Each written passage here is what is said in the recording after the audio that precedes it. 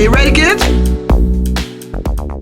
The great poet Homer was born, well, nobody knows quite when. It might have been 800 BC, it might have been a long time before that, many centuries. Indeed, nobody knows much about Homer at all. Nobody knows when he was born, nobody knows where he was born, nobody even quite knows who he was. One of the main traits attributed to him by many sources is blindness, but even that is highly questionable. After all the sources were writing many hundreds of years after he lived.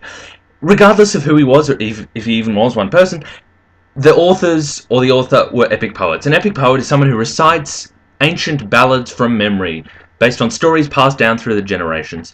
One of Homer's major works was the Iliad, the other was the Odyssey. Both of these are written in Ionic Greek, a mixture of that with other dialects, and the verse form known as dactylic hexameter. A dactyl is a poetic foot which consists of one unstressed syllable followed by two unstressed syllables.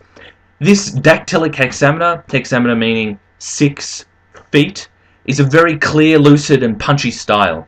Troy, the film Troy, is a modern adaptation of the Iliad. You might have seen it. Stars Brad Pitt, Eric Bana, Orlando Bloom, Diane Kruger, and various other leading lights in Hollywood. It has all the main guys featured in the story, the Iliad, Hector, etc. And Odysseus the Odyssey is another great work that's also had an influence on modern storytelling. It depicts a bloke returning home from the war at Troy, so it's kind of a sequel.